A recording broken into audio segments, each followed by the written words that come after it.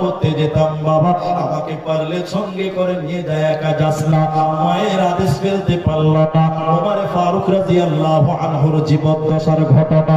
এবার লোক ছেলেটা মস্ত বিপদে পড়ল, আর চোখে দেখতে পারে না বুড়ি মেয়ে এবার থেকে হাঁটবে কেমন করে। এই বুড়ি মাকে পিঠে করে বেঁধে নিয়ে হাঁটতে হাঁটতে এমান থেকে মক্কা এলো।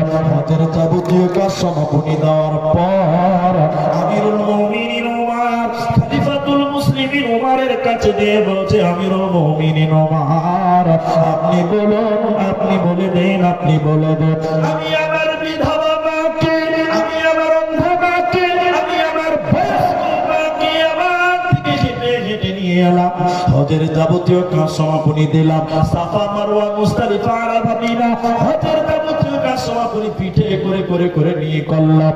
আমিরুল মুমিনিন ওমর, আপনি বলেন, আমি কি আমার মায়ের ঋণ শোধ করতে পারলাম? আমি কি মায়ের দুধের ঋণ শোধ করতে পারলাম? আমিরুল মুমিনিন ওমর বলছেন, কি বললে তুমি বলো? এবার তুমি কি বলছো শুনে নাও। শরীরের চামড়া কেটে যদি মায়ের জুতা বানিয়ে দাও, তবু মায়ের ঋণ শোধ হবে না। শরীরের মাংস কেটে যদি মায়ের খাবার বানিয়ে দাও, তবু তোমার মায়ের ঋণ শোধ হবে না। এজন্য ইমাম বুখারী আল আদাবুল মুফরাদে লিখছে, ওমা জান্নাতুকা ওয়া নারুকা, মা বাপ তোমার জান্নাত, মা বাপ তোমার জাহান্নাম। ওতে মা বাবাকে ধুমকে কথা বলবে না, কওলান কারীমা, নরম নরম সত্য কথা বলো, যদি তোমরা জান্নাত যেতে চাও। একটা ঘটনা শোনাচ্ছি আপনাকে, এর উপন্যাস শোনাবো। একটা বাড়িতে 7 ভাই, আপনারা একটু বলুন ক ভাই? 7 ভাই।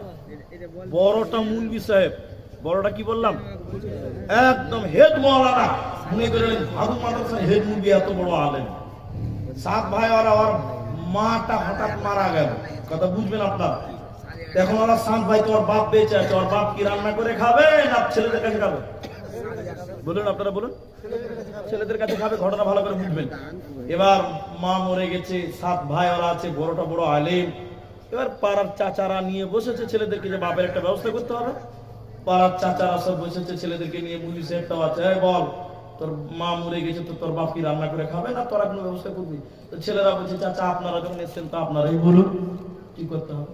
তখন এরা চাচা বলছে যে, আরে বেটা, তোরা তো 7 ভাই আল্লাহ মিলিয়েছে ভালো, তোরা একদিন করে পানি খিলা, তোর বাপের আর কোনো ঝামেলা থাকলো না। এরকম পালি আছে না? হ্যাঁ না বলুন। অনেক বাপ পালি খায় না। তো ছোটটাকে বলছে, ছোট দিক থেকে জিজ্ঞাসা করছে, আরে এই জমশেদ, তোর বাপকে একদিন খিলাবি? তো বলছে, হ্যাঁ আপনারা যখন বলছেন তো খিলাবো। দ্বিতীয় নম্বরটাকে জিজ্ঞাসা করছে, তুই বল রে, তোর বাপকে খিলাবি? ওই ছোট ভাই যদি খিলাইতে পারে, তা আমি হচ্ছে বড়, আমি খিলাতে পারবো না। 3 নম্বরটাকে জিজ্ঞাসা করছে, তুই খিলাবি? কেন, ওরা বাপের বেটা, আমি বাপের বেটা না। সবাই বলছে খিলাবো। এবার 7 নম্বর হেড মুলবি ওকে বলছে, এই তুই বল, তুই খিলাবি একদিন? চাচা, আমি আমার বাপকে একদিন পানি খিলাতে পারবো না। মিজাজটাও খারাপ হবে কেন? চাচা বুড়া মানুষ, সারা ধর্ম করতে বলছে, তুই মুলবি মানুষ, তোর হুঁশ আছে কথা না? তো সবাই খিলাবে, তুই মুলবি মানুষ, তুই খিলাবি না? মানে মুলবি বলে চাচার ব্রেন আর কাজ করছে না। সারা কি বলছে রে, 6 ভাই খিলাবে আর একলাই খিলাবে না বলছে। আচ্ছা, আপনাদের মনেও প্রশ্ন জাগবে, জাগবে না? একটা হেড মুলবি মানুষ বলছে খিলাবো না, বাকি সবাই খিলাবো, মনটা খারাপ হবে কি হবে না? তুই কেন খিলাবি না বাবা? এই তুই কেন খিলাবি না?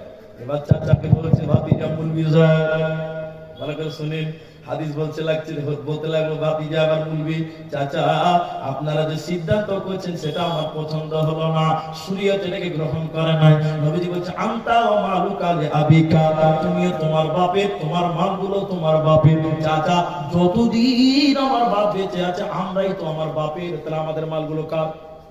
বলুন বলুন, কথা বলে না। নবী বলছেন, তোমরা তোমার বাপের, বাপ বেঁচে আছে, আমরা যদি বাপের হয় আমাদের মালগুলো কার? বাপের হলো। নবীজিকে বলতে এবার শ্লোকটা বলছে, মুলি সাহেব বলছে, বাবা চাচা, আমরা আমার বাপের, আমাদের মালগুলো আমার বাপের। বাপের মাল বাপ কেন পালি খাবে? আমার বাপ কি ফকির নাকি যে জাগির খাবে?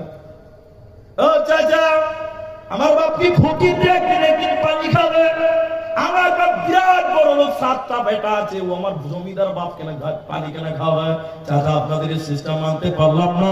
আমার বাপ যখন যার বাড়িতে যে বলবে ভাত খুল, এখন ভাত দিতে হবে, উঠা পাবে কি করে দিবে সেটা তার ব্যাপার, কিন্তু আমার বাপ ফকির নয় যে পানি কেন খাবে বলো?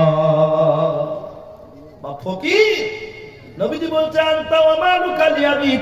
তুমি তোমার বাপের, তোমার সন্তান তোমার বাপের, অতএব তোমার বডিটাই তোমার বাপের, অতএব সে বাপের সঙ্গে ধুকে কথা বলবে না, বলবে না, বলবে না। সবাই অ্যাটেনশন হন, একবার দেখেন। এটা উপন্যাস বলছি আপনাদেরকে, উপন্যাস বলছি, বলুন একটা উপন্যাস বলছি আপনাদেরকে, শুনেন শুনেন। এখান থেকে রতুয়া কত কিলোমিটার হবে? 4, ধরেন 3 থেকে 4, একটা তো হবেই। আচ্ছা না, 4 কিলোমিটার। ওটা আমাকে বিরক্ত লাগবে, এটা গেলাম জুমার দিন 8 ঘন্টা নিয়ে থেকে, তাতে বিরক্ত লাগছে তো। 4 কিলোমিটার। এখন এই কুঠি বাগান, এখানকার একটা 4 বছর বা 3 বছরের একটা ছেলে, ঠান্ডা জ্বর সর্দি অনেক রকম রোগ। আচ্ছা ছেলেটা কাঁদছে, ওষুধ আনতে হবে, কে আনতে যাবে? বাবা যাবে। কে যাবে বলুন? বাবা। রতোয়ালি দিয়েছে বাপ, তখন তো আর গরিব মানুষ, সাইকেলে করে সামনে বসিয়েছে, সাইকেলে মাঠে মাঠে মাঠে মাঠে রতোয়া ডাক্তারখানা নিয়েছে বেটাকে। আর দেখবেন বাচ্চা ছেলে, দেখবেন একটা কথা বারবার বারবার বারবার বলে না, বলে না? হ্যাঁ না, বলে না, বলে। এবার সাইকেলের সামনে বসে আছে, বাপ দিয়েছে রতোয়া ডাক্তার বাড়ি। যেতে যেতে রাস্তার ধারে একটা ধানের জমিতে একটা বক দেখতে পেয়েছে। আপনারা বক বুঝেন তো? বক বুঝেন না? ব্যাং আর মাছ খায়, সাদা। দেখবেন যখন ধানের জমিতে থাকবে, দেখবেন সু করে থাকবে, তো মনে হচ্ছে ভদ্রলোক তাহাজ্জুদে দাঁড়িয়েছে, কোনো নড়চড় করে না। আচ্ছা না, নাই বলো? এবার বক দেখতে পেয়েছে বাচ্চা ছেলেটা, বাচ্চা ছেলে বক দেখতে পেয়ে সাইকেলের সামনে বসে বলছে, আব্বা এটা কি? তোর বুড়া বাপ বলছে, বেটা এটা বক। ফের খানিক্ষণ পর বেটা বলছে, বাপ ওটা কি? বাপ বলছে, বেটা এটা বক। ফের খানিক্ষণ বলছে, আব্বু এটা কি? একটা বাচ্চা ছেলে একটা জিনিস বার বার বার বার বলে কি বলে না? হ্যাঁ না বলে? বলে। কবার বলেছে জানেন? 65 বার বলেছে। সুবহানাল্লাহ বলে 65 বার। দেখ এরকম কাগজে লিখেছে যে তোর বাপ অসুস্থ, আমার ছেলে অমুক তারিখে অমুক দিনে অসুস্থ ছিল, 4-3 বছর বয়স ছিল, রতুয়া নিয়ে যেতে যেতে এটা সাইকেলে বসে বসে বক দেখেছিল, 65 বার জিজ্ঞাসা করেছিল, আমি 65 বার উত্তর দিয়েছিলাম। এই 3 বছরের বাচ্চা ছিল, এখন 30 বছর হয়েছে। বাপ জোয়ান থাকবে না বুড়া? ওরা হয়ে গেছে। বাপ চোখে দেখতে পাই না, ঠান্ডা জ্বর প্যারালাইসিস হয়ে গেছে। এবার ঠান্ডাতে ককড়াইছে বুড়া মানুষ, জ্বর ঠান্ডা হয়ে গেছে। আচ্ছা এই বুড়া বাপকে এবার ডাক্তার বাড়ি নিয়ে যেতে হবে, কে নিয়ে যাবে? ছেলেটা নিয়ে যাবে। এবার ছেলের পালা, কথা ভালো করে বুঝবেন। এবার ছেলে দেখছে বাপ তো বুড়া মানুষ, সারা সহ্য করতে পারছে না বুড়াকে। এবার বুড়াতে ককড়াইছে, একদিন বাড়িতে রাগারাগি করে বেড ছেলে এসে বলছে, কি রাগে যাবে কি বলছে বুঝতে পারছে না, মানে বলছে তো বাপ বুড়াকে রেডি কর। এত রাগ বাপকে দেখাচ্ছে, বুড়াকে রেডি কর। কোন রকম বুড়া থরবর করে লাঠি ধর করে লুঙ্গি টুঙ্গি যেমন করে সোজা করে পালসারের পেছনে বসলো। সুবহানাল্লাহ। আর বাপের পকেটে কাগজটা ভরা আছে। আর ওই জায়গা দিয়ে রতুয়া ডাক্তারখানা দিচ্ছে। যেতে যেতে আল্লাহর কারিশমা, যেখানে ছেলে বক দেখেছে ওইখানে বুড়া এবার বক দেখে নিয়েছে। কে দেখেছে বললাম? দেখবেন বুড়া মানুষও বেশি কথা বলে, বলে না? আমার নানি পড়ে গেছে, আল্লাহ বুড়িকে মাফ করো। তো আমার নানি যদি বাড়িতে আসতো, আমি আর আমার মেয়ে ভাই বাড়ি ছেড়ে পালিয়ে যেতাম। এত বকতো, আল্লাহ বুড়িকে মাফ করো।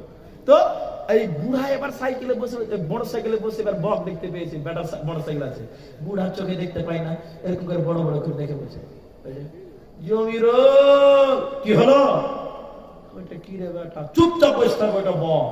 কি গরম খালি দেখেন বেটা, একবারই ধমক মেরে দিয়েছে। বাপ খালি শুকনো ঢুকিলে লেখানে, কিন্তু বুড়া মানুষ মনে কি থাকছে, ফের খানিক্ষণ করে বলছে, বেটা ওইটা কি রে?